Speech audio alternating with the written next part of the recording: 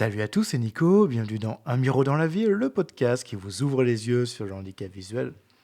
Aujourd'hui, épisode un petit peu spécial pour moi parce que vous avez peut-être entendu dans d'autres podcasts, j'en ai parlé un petit peu rapidement dans des précédents épisodes, mais j'ai commencé et j'ai presque fini du coup aussi à développer mon application qui s'appelle VoiceTag.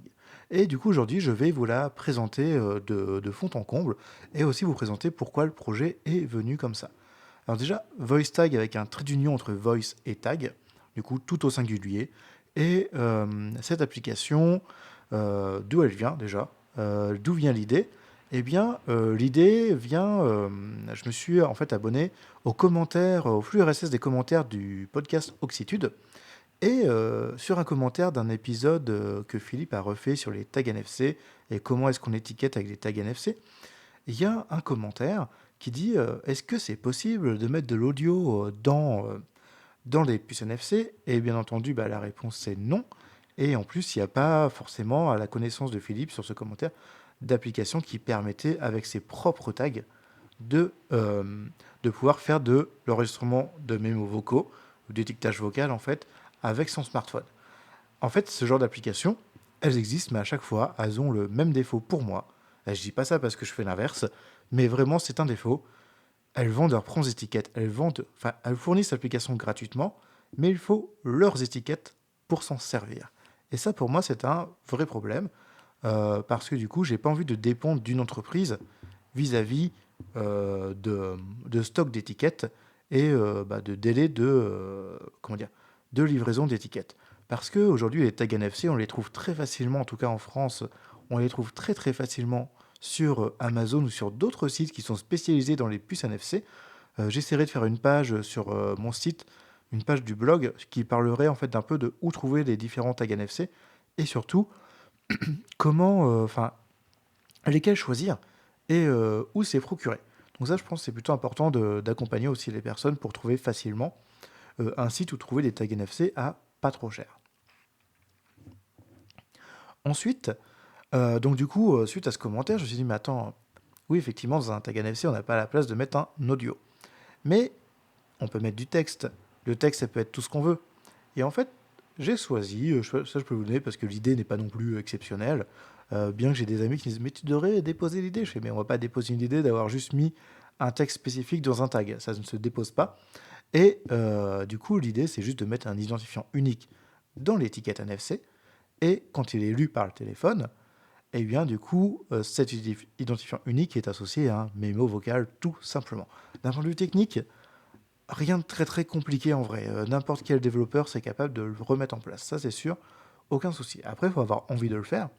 Et moi, ce que j'aurais très bien pu dire, bah ouais, vas-y, je fais l'appli et puis je la garde pour moi en fait. Je peux très bien faire ça, c'est tout à fait possible. Mais c'est pas mon souhait. Donc du coup, je me suis dit, bah vas-y, relance-toi. Tu t'es formé l'année dernière, en tout cas reformé sur de la techno récente pour du développement nomade, donc que ce soit Android ou iOS. Et bah forcément, je me suis dit, allez, vas-y, petit projet de fin d'année.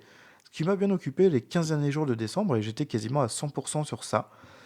Et bah ça s'est bien développé. Et début décembre, je dis n'importe quoi, début janvier, quand j'ai eu fini la première version du coup sur iOS, je me suis dit, bah attends, maintenant il faut que je me fasse la publication sur Android. Et là, ok, Android coûte moins cher pour les développeurs. Mais par contre, quand vous faites une première application avec un compte développeur personnel, il vous faut 12 testeurs minimum qui, pendant au moins 14 jours d'affilée, à partir du moment où vous avez vos 12 testeurs, bah, vont tester l'application. Alors c'est bien parce que ça permet d'avoir des retours d'utilisateurs. D'ailleurs, je remercie principalement Joachim, qui est un des testeurs déficients visuels, qui m'a permis d'avoir plein de retours et qui m'a permis de faire évoluer l'application aussi bien sur iOS que sur Android. Certaines modifications vont arriver dans quelques jours sur les deux stores. Et du coup, tous les amis et la famille qui ont installé l'application et qui m'ont permis d'atteindre ces 12 testeurs. Et une fois qu'on avait ces 12 testeurs qui étaient actifs à ce moment-là, ça permettait du coup de déclencher les 14 jours de test seulement au moment où il y avait les 12. Et j'ai réussi à en avoir plus que 12 parce que ça m'a permis d'être assez serein sur le fait que si jamais quelqu'un l'a désinstallé par erreur, que ça continue quand même, parce que si jamais dans ces 14 jours, vous avez que 12 testeurs, il y en a un qui désinstalle, vous repassez à 11, les 14 jours, ça retombe à zéro. Voilà, donc ça, c'est des trucs qui étaient un peu stressants sur ce mois de janvier. Et là, le 5 février, du coup, le compte a été validé pour le fait que je puisse mettre en production. C'est comme ça qu'on appelle le fait de mettre l'application à disposition de tout le monde sur le Google Play Store. Et petites infos, du coup, pour ceux qui ne savent pas, mais comment ça se passe quand on crée une application? Eh bien, il faut prendre il faut prendre un compte développeur, que ça soit sur la Google Play Console, qui est l'endroit où on va pour gérer la publication de ces applications chez Android. Et il faut prendre un compte développeur qui permet d'accéder au site App Store Connect de chez Apple, du coup. Et autant Google, ils sont pas très chers parce que c'est 25 $ à vie. Apple, c'est 99 € par an. Donc, je sais qu'il y a des exemptions. Quand on fait que des applications gratuites, on peut demander à être exempté de ces charges-là. Mais je me suis dit, bah oui, quand même, je vais peut-être aussi peut-être rendre mon application payante. Et oui, j'attaque directement dans le dur avec ça, avant même de vous la présenter. Pourquoi j'ai mis payante? Parce que j'ai bon espoir qu'elle soit du coup adoptée par beaucoup de personnes dans le monde entier, parce que l'application est traduite actuellement en 5 langues, français, anglais, allemand, espagnol et italien. Voilà, c'est 5 langues que j'ai pas forcément choisies au hasard. Et du coup, ça me permet d'être disponible partout dans le monde. Bien sûr, il y aura d'autres langues qui vont arriver au fur et à mesure, mais ça m'a permis du coup de pouvoir être sur différents stores. Et le but, c'est pas juste de me faire un maximum de pognon. Non, c'est que derrière tout ça, j'ai des projets en tête. Et bah, malheureusement, la majorité des projets, il faut de l'argent. Voilà. Et ça, je vous en dirai plus tard si VoiceTag fonctionne bien, si le podcast aussi fonctionne bien et peut-être qu'un jour ramènerai un peu d'argent. Ça, franchement, c'est quelque chose qui euh, me permettrait de développer différents projets autour de la déficience visuelle. Et clairement, VoiceTag fait partie de ce projet. Alors, ça ne faisait pas partie de mi-décembre, mais je me suis dit, tiens, ça pourrait peut-être me permettre d'aller plus haut dans mes différents projets. Donc, VoiceTag est payante, mais elle est payante où c'est l'application, vous la téléchargez sur les stores, c'est gratuit.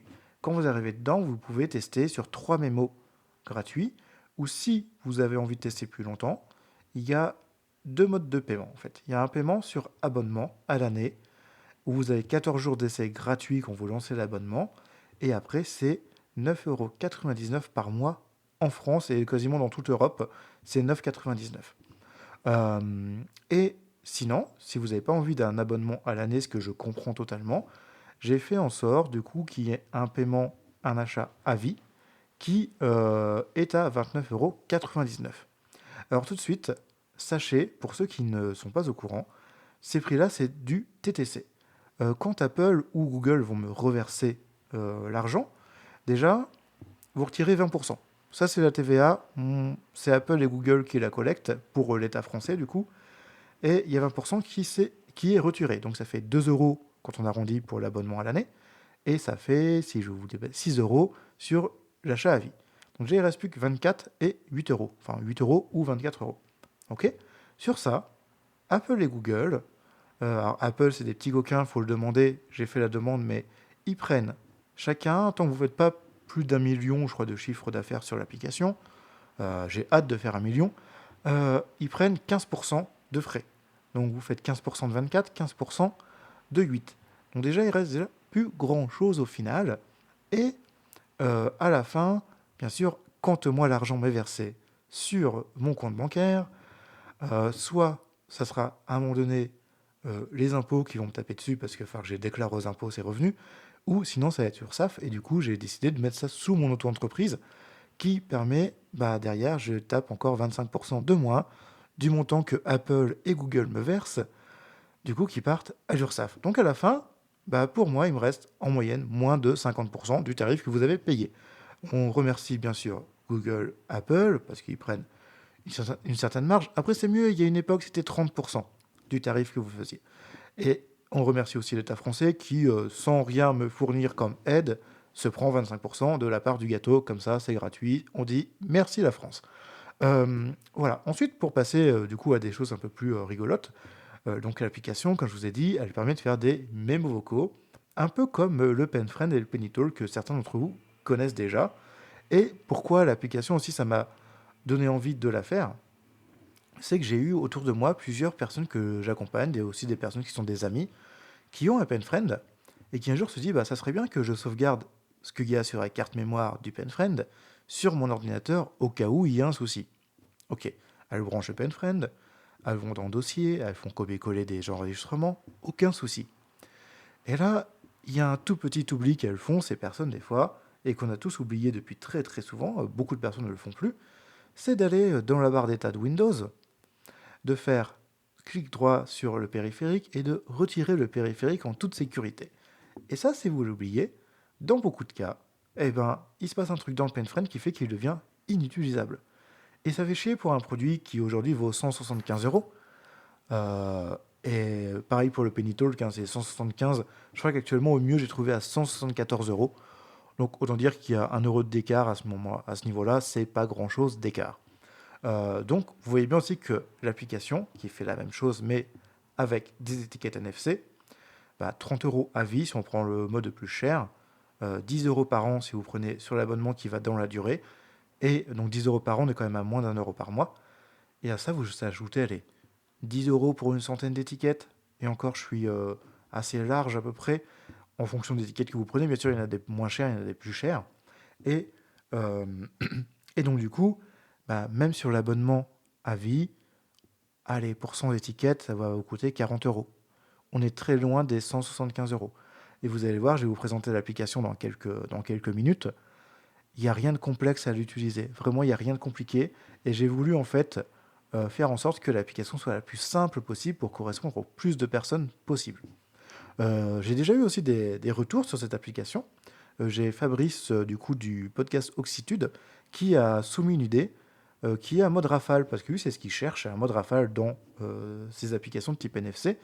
Et pour lui répondre, du coup, par podcast interposé, j'ai créé le mode rafale.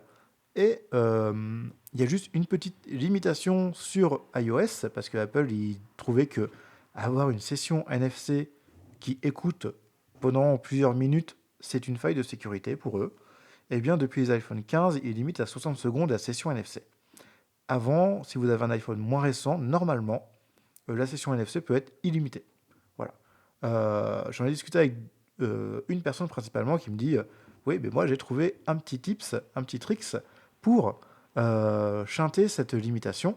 Et je lui dis ouais, mais attends, ça se trouve, peut-être que tu as ça sur une application qui est sur la partie test de Apple, mais peut-être qu'au moment de la validation de l'application, Apple va dire bah non, là tu vas pas du tout dans ce que nous on veut que tu fasses. Donc hop, on bloque l'application et elle sera pas sur le store, tout simplement. Donc moi j'ai pas pris ce risque-là parce que le but c'est que ça quand même publié. Là c'est passé le mode rafale aujourd'hui, il est déjà disponible sur la version iOS et sur la version Android. Et donc du coup ce mode rafale il fait quoi? C'est que ça vous permet, imaginons vous avez mis vos étiquettes sur 15-20 boîtes différentes qui se ressemblent. Ok, vous en cherchez une en particulier. Dans la première version, il fallait cliquer sur scanner un tag, vous scannez l'étiquette, ça vous dit ce que c'est. C'est pas ça, vous faites retour, vous rappuyez sur scanner un tag, vous scannez l'étiquette, et ainsi de suite jusqu'à trouver la bonne. C'est chiant, c'est long, et c'est pas pratique quand on cherche quelque chose. Là, le but, vous lancez le mode rafale, et vous scannez à la suite vos étiquettes. Donc dès que vous scannez, ça lance l'audio, et si c'est pas ça, vous passez à la suivante sans faire aucune autre interaction que de déplacer le téléphone sur l'étiquette suivante. Juste ça. Donc, clairement, ça marche plutôt bien. Il n'y a aucun souci là-dessus. L'enregistrement, pareil, j'ai pensé à des petites choses. C'est quand on clique sur commencer l'enregistrement, quand on fait le mémo vocal, donc l'enregistrement se lance. Et s'il y a 3 secondes de silence, je prends ça pour j'ai fini de parler, donc ça s'arrête tout seul. Mais il y a aussi un bouton arrêter l'enregistrement si vous voulez arrêter plus tôt. Mais voilà, ça c'est un peu le petit côté assez pratique. Et dernièrement aussi, après je passerai à la démonstration, parce que là sur la version que je vais vous montrer, il y a cette petite option en plus, qui n'est pas encore disponible, mais qui va arriver du coup sous peu, parce que j'ai bientôt fini de développer cette fonctionnalité, qui est, si comme moi, vous avez des tags NFC que vous utilisez depuis longtemps. Dedans, vous avez certainement mis du texte pour dire, quand vous scannez avec votre téléphone, ça vous énonce le texte. Et je me suis dit, ouais, mais là, j'ai 120 DVD derrière moi qui sont avec un tag NFC qui ont du texte dedans. Si je veux l'utiliser avec VoiceTag et le mode rafale, il faut que je fasse des mémos vocaux. Ça m'a pris 4h30 à tout faire, les 120 DVD, le temps de scanner, de prendre une photo de la jaquette, de savoir ce que c'est, de taper le texte pour le mettre dans le tag NFC, tout ça, tout ça. Ça m'a pris un sacré bout de temps. Et en tant que développeur et informaticien comment dire, je suis informaticien et souvent, quand on peut répondre à un problème de flemme, parce que c'est clairement de la flemme de pas tout refaire, et qu'on a la possibilité technique de développer une solution qui permet du coup de ne pas faire, alors vous allez me dire, oui, mais ça se trouve, tu vas passer plus de temps à faire ton développement de fonctionnalités que de tout refaire. Oui, effectivement, j'ai passé plus de temps à développer la fonctionnalité plutôt que de tout refaire. Mais en même temps, c'est pas pareil en termes d'engagement dans le cerveau. Là, le développement de la fonctionnalité, ça me fait kiffer. Tout refaire, ça me fait pas kiffer. 120 fois la même chose, non. Voilà, là, c'est pas du tout 120 fois la même chose. Et ce que j'ai fait pour arriver au bout du bout, c'est qu'en fait, j'ai intégré un moteur de synthèse vocale dans l'application qui permet, si je rencontre un tag NFC où dedans ce n'est pas un ID spécifique de mon application, eh bien, je lis le contenu de l'étiquette avec une synthèse vocale. Et du coup, ça marche plutôt bien, ce qui permet du coup d'avoir une cohabitation des deux types de tags. Donc ça permet aussi à des personnes qui chercheraient par exemple juste le mode rafale, eh bien, de prendre aussi l'application. Et surtout que du coup, je ne réécris pas les tags pour ceux qui se posent la question. Ils ne sont pas réécrits quand je fais ça. Donc du coup, ça peut être vraiment une utilisation sans les mémos vocaux. Et dans pas longtemps, je vais ajouter, pour ceux qui le souhaitent, ça sera aussi une option, l'écriture des tags avec juste du texte. Même si ça, c'est plus une option, c'est pas l'ADN de l'application. Mais je me dis, si on peut les lire, autant pouvoir aussi les écrire. Et en fait, ça me fait kiffer de développer ces modes-là. Donc clairement, voilà. Ça, c'est pour la partie un peu, pourquoi l'application, comment elle fonctionne, tout ça. Et là, on va partir sur le test, en tout cas la démonstration de l'application. Alors, je déverrouille mon téléphone. Scanner en rafale. Bouton. Alors, déjà déverrouillé, très bien. Voice tag. En Hop là. tête. Donc là, je suis descendu dans l'application. On arrive donc sur une page où aujourd'hui, donc le mode rafale, pour moi, il est activé. Donc j'aurai un bouton mode rafale, mais c'est un paramètre qu'on peut désactiver si ça ne vous intéresse pas. Et dans ce cas-là, on retrouvera une interface avec juste ce bouton scanner un tag. Appuyez sur le bouton puis approchez un tag NFC. Voilà, donc ça me dit d'appuyer sur le bouton. Peut-être que ça, le texte, faudrait que je remette un petit peu à jour. Scanner en rafale. Bouton. Scanner un tag. Bouton. Donc le bouton scanner un tag est toujours après le bouton scanner en rafale. Là, on va faire dans un premier temps un enregistrement d'un nouveau tag. Donc j'appuie sur scanner un tag. Avertissement. Prêt à scanner. En tête. Prêt à Donc scanner. là, En alors tête. je suis sur la version iOS, je ne suis pas sur la version Android. Avec le Mac, l'iPhone, c'est beaucoup plus facile de récupérer l'audio et d'enregistrer avec tous mes outils. Donc hop, j'approche l'étiquette. Donc là, ça a reconnu mon étiquette. Prêt à enregistrer. Et Retour. Nouveau mémo. En tête. ça me dit que c'est un nouveau mémo. Prêt à enregistrer. Commencer l'enregistrement. Bouton. Donc voilà, donc j'ai ce bouton commencer l'enregistrement. Je valide. Et Arrêter l'enregistrement. j'arrive sur le bouton arrêter l'enregistrement par défaut. Et du coup, donc là, tout ce que je suis en train de dire, à la fois mon micro de podcast l'entend, mais le micro d'iPhone aussi. Donc là, je fais arrêter l'enregistrement. Faire l'enregistrement. Je vous épargne quand même du coup le fait d'arrêter de parler pendant 3 secondes. Et on arrive sur une page, Tour. Bouton. Nouveau mémo. En tête. toujours sur la page nouveau mémo, Enregistrement terminé. ce qui dit enregistrement terminé. De toute façon, je sais pas pourquoi je répète, mais vous avez tout en audio. Écouter. Bouton. Valide. Réécouter. Bouton. Valider et enregistrer. Bouton. Refaire l'enregistrement. Bouton. Voilà. Et on a ces 3 boutons dans l'interface qui permet forcément de réécouter, de valider ou de refaire. Donc moi, on va valider. Valider et enregistrer. Bouton. Avertissement. Prêt à scanner. En tête. Vu Prêt que à c'est une scanner. En nouvelle, tête. vu que c'est une nouvelle étiquette, il faut que je la représente pour qu'à ce moment, euh, le NFC. Mémo enregistré. Scanner un tag. Bouton. Bon, là, VoiceOver a dit mémo enregistré avec OSTA. succès. Scanner un tag. Bouton. Mais le monsieur s'est coupé lui-même la parole. Ça arrive souvent. J'ai pas encore trouvé réellement de vraies bonnes solutions là-dessus. Mais si vous revenez à l'écran d'accueil, c'est que le mémo s'est bien enregistré. Ok, donc à partir de ce moment-là, si je reclique sur Scanner un tag. Bouton. scanner un tag, Avertissement. Prêt à scanner. En tête. Prêt à et scanner. je En vais tête. scanner à nouveau la même étiquette que j'ai créée il y a quelques secondes. Hop, OSUTA. Commencer l'enregistrement. Bouton. Commencer l'enregistrement. Prêt à enregistrer. Nouveau mémo. Retour. Bouton. Retour. Scanner un tag. Bouton. Avertissement. Prêt à scanner. En tête. Prêt à scanner. En tête. et j'arrive sur le bouton arrêter l'enregistrement par défaut. Et Voix du coup, SETA. donc là, tout ce Modifier que je suis en train l'enregistrement. de Bouton. dire, à la fois mon Arrêter. micro de Bouton. podcast l'entend, mais... Réécouter. Ok, donc là, j'ai arrêté le mémo. D'ailleurs, vous allez voir, je vais pas couper ce qui s'est passé juste avant. En fait, j'ai pas assez bien approché le tag de mon téléphone. Et du coup, la connexion entre le tag NFC et le téléphone, c'est pas bien fait. Et ce qui s'est passé, c'est que le téléphone dit, bah tiens, c'est un nouveau mémo. Ça peut arriver. Alors, c'est pas voulu, que je me suis foiré dans le scan. Mais si vous savez que c'est un tag que vous avez enregistré, que tout a été fait OK, et bien du coup, on peut relancer. Donc là, j'ai mis en pause le mémo vocal, parce que je ne vais pas vous faire tout réécouter. Mais on arrive dans une page où on a plusieurs informations. Tour. Écoutez le mémo. 68%. Donc là, c'est le pourcentage d'avancée dans le mémo. 0, 08. 0, 12. Donc voilà, c'est 8 secondes sur 12 secondes. Et le 11/02/2026 20, 54. Donc là, vous avez en direct quelle heure il est quand j'enregistre. Donc il est 20h54 le 11 février. Et au départ, ça dit créer le. Mais VoiceOver, en ce moment, il a tendance à manger des mots.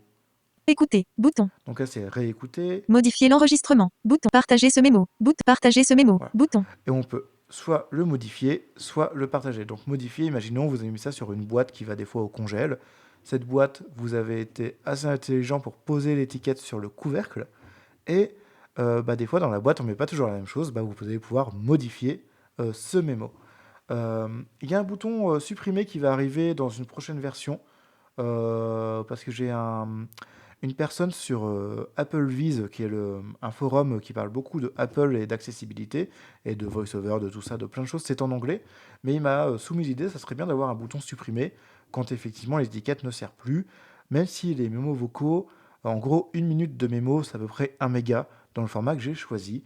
Donc, clairement, on a de la place aujourd'hui dans nos iPhones et dans nos téléphones Android. Donc, c'est vrai qu'au départ, je me suis dit, oh, c'est tellement petit que est-ce que je mets un bouton supprimer? Mais si, ça serait quand même bien de mettre un bouton supprimer. En informatique, on a souvent un truc qu'on appelle, moi je dis CRUD à la française, c'est CRUD, c'est Create, Read, Update, Delete. Donc créer, lire, mettre à jour et supprimer, si on le fait en français. Et donc du coup, effectivement, j'ai pas mis cette partie supprimer, mais ça va venir. Et pareil, j'ai mis partager mes mots. Ce partage, en fait, ça va envoyer le fichier audio via la feuille de partage iOS ou Android. Et ce qui permet, par exemple, imaginons, je sais pas, vous voulez partager un mémo à quelqu'un qui vient chez vous parce que demain il vient et votre machine à café est pas si simple que ça. Vous créez le mémo, vous lui partagez, il l'importe dans VoiceTag et ben, il aura aussi le même mémo quand il scannera la même étiquette. Voilà pour le partage. Ensuite, Tour. Bouton. donc je fais retour. Retour. Hop. Scanner un tag. Scanner en rafale. Et là, je vais vous Bouton. montrer un petit peu le mode rafale. Donc là, à côté de moi, faut que je retrouve où est-ce que je les ai posés. Voilà, j'ai 2 Blu-ray qui sont avec des étiquettes NFC que j'ai mis depuis un petit moment. Je vais mettre mode rafale. Avertissement. Prêt à scanner. Donc Prêt ça à me dit scanner. prêt à En tête. scanner. Je scanne. Ridic. Donc là, j'ai le film Riddick. Hop, et si je scanne le deuxième, l'étiquette, elle est ici. Extrêmement fort et incroyablement prêt. Voilà. Et là, j'ai rien fait, à part approcher le Blu-ray de mon téléphone. C'est tout ce que j'ai fait. Et donc là, la session dure 60 secondes sur iOS. Sur Android, vous êtes gâtés, c'est infini, parce qu'Android est beaucoup plus permissif sur le NFC. Et par contre, si je veux quitter cette session du coup de mode rafale, j'ai plusieurs solutions. Soit je peux secouer mon téléphone, là ce que j'ai fait, et à chaque fois, ou soit cliquer sur annuler ou OSUTA. fermer. Mode rafale. Et là, en fait, j'ai une petite pop-up qui me dit qu'est-ce qu'elle me dit cette pop-up? Ce que je veux faire. Donc Souhaitez-vous faire? Voir le mémo. Estomper. Donc là, Bouton. j'ai voir le mémo qui est estompé parce qu'effectivement, les deux étiquettes que j'ai scannées, ce ne sont pas des mémos voice tag, donc on ne peut pas les voir dans l'application, dans la partie où on écoute le mémo. Tour accueil. Bouton. J'ai retour accueil, merci VoiceOver de manger le début des mots, et j'ai Continuer. Bouton. continué. Donc j'ai ces trois possibilités. Moi, j'ai fait retour accueil, Tour accueil. Bouton. hop, et on a fait Scanner en quasiment rafale. là Bouton. les deux modes de l'application. Et enfin, si on va dans les paramètres, Paramètres. Onglet 2 sur 2. Bouton. hop, Sélectionner. Paramètres. Tag NFC. Mode rafale. Scan continu de plusieurs tags. Bouton. Activé. donc là, si je désactive ça, le bouton mode rafale disparaîtrait de l'écran principal. D'information. Verrouiller les tags. Empêche la modification des tags. Définitif. Bouton. Donc, Désactiver. alors là, sur cette partie-là, le verrouillage des tags, c'est qu'on peut verrouiller l'écriture des tags NFC. C'est-à-dire qu'à la première écriture, première fois qu'on va écrire quelque chose dedans, on envoie aussi un autre bit, en fait, qui est un 0 ou un 1, qui dit maintenant, tu es en lecture seule. Et cette modification, on ne peut jamais le modifier, ce petit bit de savoir si c'est lecture seule ou lecture-écriture. Et je l'ai mis parce que dans certains environnements, ça peut être intéressant de verrouiller le tag, ce qui permet, une fois qu'on a mis l'information dedans, paf, on ne veut pas que ce soit modifié par des petits plus anciens, parce que le problème du NFC, demain, vous arrivez chez moi, vous prenez un de mes Blu-ray, vous utilisez genre NFC Tools ou un outil équivalent, vous faites écrire, et vous pouvez réécrire ce qu'il y a sur mon Blu-ray. Il n'y a aucun souci, l'étiquette, elle va juste changer. Et voilà, c'est pas forcément très drôle de faire ça, mais on peut avoir des personnes qui trouvent ça très rigolo. Vitesse de la voix. Normale. Bouton. Vitesse de la voix, ça c'est la vitesse de la synthèse vocale. J'ai décidé que ça serait différent de celle de VoiceOver. Donc du coup, je peux choisir une vitesse de voix différente. J'ai mis différentes, genre du très lent jusqu'à du très très rapide pour au maximum de la synthèse vocale. Sauvegarde. La partie sauvegarde. Là, vous avez deux choses. Sauvegarder mes mémos. Vous Bouton. pouvez sauvegarder vos mémos. Donc du coup, ça va créer une petite archive zip. Vous allez arriver dans la feuille de partage d'iOS ou de Android et vous pouvez choisir où est-ce que vous voulez enregistrer cette archive. Je vous conseille de mettre pour l'instant dans si vous avez un Google Drive ou un iCloud Drive ou un OneDrive ou Dropbox, de mettre dans ce genre de dossier parce que ça vous permettra que ça soit synchronisé aussi en dehors de votre téléphone, au cas où il y a un souci avec votre téléphone. Et après, le bouton juste après, Porter une sauvegarde. Bouton. importer une sauvegarde, où on peut soit importer un mémo unique que quelqu'un nous aurait partagé, soit une sauvegarde complète avec le archive, du coup. Abonnement. Après, on a la partie abonnement, Gérer mon abonnement. Restaurer mes achats. À propos. on a la petite partie à propos, Voicesta. Mémo. Sélectionner. Paramètres. trouve Onglet 2 sur 2. les onglets. Bouton. Mémo. Onglet Donc 1 sur 2. voilà, Bouton.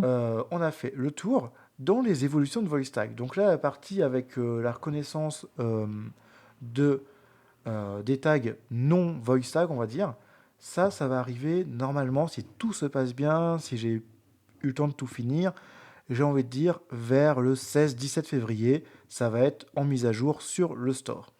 Et d'ailleurs, en parlant de mise à jour, je vais faire une petite digression. Certains ont peut-être vu que l'application SNCF Connect, depuis 3 semaines environ, ça déconnait pas mal. Et il y a une semaine environ, ils ont fait une mise à jour. Et j'ai appris une chose en développant mon application. J'en avais à peu près l'idée au fond de ma tête, mais là j'ai pu confirmer ça. C'est que quand vous êtes une application, quand elle est acceptée sur les stores, vous pouvez dire est-ce que tout le monde a accès à la mise à jour en même temps. Et vous pouvez aussi dire non, moi je veux qu'il y ait un déploiement qui se fasse sur 7 jours ou sur plus de jours. Parce que, regardez, SNCF Connect, c'est une application que beaucoup de Français et même de personnes qui vivent à l'étranger, qui ont peut-être utilisé SNCF Connect quand ils viennent en France, ont sur leur téléphone. Imaginons si on prend que 20% de la population française, donc un cinquième, 70 millions à peu près, ça fait à peu près 13 millions, 14 millions à peu près de personnes environ, d'accord Si ces 14 millions de personnes en même temps reçoivent la mise à jour et qu'ils la téléchargent en même temps, ça fait un méga stress sur les serveurs d'Apple ou de Google. Et ça, clairement, ils n'en ont pas envie. Et ce qui s'est passé, parce que j'ai vu certains qui disent « Ouais, mais moi, j'ai pas la mise à jour. Quand je vais dans l'application App Store de mon iPhone et quand je regarde sur SNCF Connect, ça me dit juste ouvrir et pas mettre à jour. Et j'ai découvert un petit truc, cet écran vous ment. Et clairement, il vous ment, mais sans rougir, hein, sans aucun souci. En fait, dans l'écran de votre application, si votre téléphone n'est pas encore passé par la partie tu peux mettre à jour, dans l'écran, vous voyez toutes vos applications installées et celles qu'on peut mettre à jour. Si vous ne l'avez pas encore reçu, ça marquera juste ouvrir. Par contre, si vous cliquez sur le nom d'application, parce que vous savez qu'il y a eu une mise à jour qui va corriger des bugs, c'est ce que j'ai fait moi avec SNCF Connect, j'ai cliqué sur le nom d'application, je suis arrivé sur la page de l'application. Et là, magie, le bouton mettre à jour était là, parce que je peux demander la mise à jour tout seul. Et c'est juste que le premier écran où vous avez toutes vos applications installées, il a une petite tendance à vous mentir. Et souvent, les interfaces vous mentent. Donc j'espère que ce petite déviation sur la partie mise à jour d'application vous aura ouvert un peu l'esprit et vous aura peut-être appris quelque chose. Mais ça, il faut le savoir. Et j'ai fait le test aussi chez un de mes clients. C'était marqué ouvrir pour lui. Je lui dis clique sur le nom SNCF Connect, va sur la page. Et là, c'était marqué mettre à jour. Donc, voilà, c'est vraiment un truc que j'ai pu répliquer en termes de test. Et ça, c'est assez important. Donc ensuite, je vous disais, la synthèse vocale en plus sur les tags non-voice tag. Qu'est-ce qu'il y a qui devrait arriver potentiellement courant mars? Il y aura la sauvegarde automatique. C'est-à-dire que quand ça sera disponible, je ferai en sorte qu'à l'ouverture après mise à jour, vous allez avoir une petite page qui s'affiche et qui va vous dire est-ce que vous voulez activer la sauvegarde automatique? Oui, non. Si c'est oui, si vous êtes sur iOS, je pense que je privilégierai iCloud Drive directement. Si c'est non, eh bien du coup, pas de mise à jour, de sauvegarde automatique, pardon. Et tout ça pour vous dire aussi que je vais au fur et à mesure ajouter différentes compatibilités de Drive parce que on a Google Drive, on a iCloud Drive, on a Dropbox, on a OneDrive, il y en a d'autres que je peut-être oublié. D'ailleurs, si jamais vous en utilisez d'autres, n'hésitez pas à m'envoyer un email et je verrai si je peux l'intégrer à l'application. Parce qu'en fait, il faut savoir que chaque drive, chaque cloud, enfin tout ce qui va être stockage en ligne, ils ont chacun une API. Donc les API, c'est ce qu'on se sert en fait pour aller discuter avec différents services en ligne, toutes différentes. Donc du coup, pour chaque partie, pour chaque service, il faut développer une partie. Alors souvent, c'est pas si long que ça, mais ils ont chacun leur spécificité, vérifier que ça fonctionne. J'ai pas forcément créé un compte partout pour savoir si ça fonctionne bien, donc ça sera aussi du test avec certains utilisateurs. D'ailleurs, si certains, quand je vous l'ai dit, n'hésitez pas à m'envoyer un email pour me dire si vous voulez avoir, je sais pas, un truc un peu exotique, et ben du coup vous me le dites et puis on voit ce que ça donne. Je mettrai en tout cas dans un premier temps les plus gros, donc c'est-à-dire iCloud Drive sur iOS, Google Drive pour Android, parce que ça a été deux principaux. Qu'est-ce que j'aurais d'autre comme fonctionnalité? Bah écoutez, potentiellement, si ce que je vais faire, par exemple, c'est ce que je vais appeler des tags enrichis. C'est-à-dire que, par exemple, vous faites un mémo vocal, mais vous avez aussi envie d'avoir du texte, d'autres informations, et là, vous allez pouvoir ajouter d'autres informations qui seront stockées dans le téléphone, pas dans le tag. Par contre, le tag, par exemple, imaginons j'avais mon film Riddick. Si j'ai envie de créer un mémo, donc là, je suis obligé de mettre un mémo vocal, mais j'ai envie d'avoir d'autres choses, genre date du film, le réalisateur, les acteurs, de quoi ça parle, vite fait un résumé. Et bien tout ça, je pourrais le faire aussi. En fait, le but, c'est que ça soit modulaire et toutes les options comme ça d'ajout qui vont complexifier l'application, ça sera toujours désactivable dans le menu des paramètres parce que je souhaite que l'application, pour ceux qui la veulent simple, elle reste simple. Pour ceux qui veulent faire un peu leur geek comme moi, et bien du coup, ils vont pouvoir faire leur geek comme moi. Donc voilà, c'est vraiment, ça demande plus de temps en termes de développement. Ça demande aussi de faire beaucoup attention quand on maintient le code parce que du coup, il y a plein de petits cas, de cas à faire bien attention. Et donc du coup, ça c'est un truc qui actuellement me fait kiffer. Donc j'espère qu'elle va vous plaire cette application. Testez-la, faites-moi des retours. J'ai déjà quelques utilisateurs là sur iOS en tout cas. J'ai une dizaine de personnes sur les 80 installations qui sont faites qui ont pris un abonnement. Donc je les remercie. Alors je sais que certains ne sont pas forcément en France, n'écoutent pas forcément le podcast. Mais pour ceux qui écoutent, eh bien merci beaucoup. Qu'est-ce que je voulais vous dire d'autre? Je crois que c'est à peu près tout. Si vous avez aimé l'épisode, eh bien du coup, partagez-le, commentez-le, dites-moi que si c'est bien, si c'est pas bien, si vous avez des fonctionnalités que vous voulez. Au fur et à mesure, je vais alimenter les choses, mais n'hésitez pas à me faire des suggestions. On est toujours plus fort à plusieurs, ça c'est véridique. Tout seul, on va plus vite, mais à plusieurs, on va quand même plus loin. Et ça, c'est vrai, c'est toujours vrai. Donc là-dessus, n'hésitez pas. Je vous rappelle que je suis disponible sur toutes les plateformes de podcast, donc Spotify, Apple Podcast, Deezer, j'ai quoi d'autre? Amazon Music, Podcast Addict aussi, pour ceux qui veulent pas de grosses plateformes. Aussi sur YouTube pour certains, donc n'oubliez pas, je suis aussi dispo là-bas. Et je crois que c'est tout. Donc forcément, si vous voulez me soutenir, aujourd'hui vous avez forcément écouté le podcast. Vous avez le fait de me faire un don via ma page sur mon site unmirodanslaville.fr. Donc n'hésitez pas à en faire. Et puis forcément, si vous prenez l'application avec un abonnement, soit le avis, soit le abonnement à l'année, eh bien vous me soutenez aussi dans mes actions. Et franchement, ça me ferait très très plaisir. Donc, pareil, si vous voulez m'écrire, vous connaissez l'adresse maintenant, c'est nicolas@unmirodanslaville.fr. Et sur ce, je vous dis à la prochaine dans Un Miro dans la ville.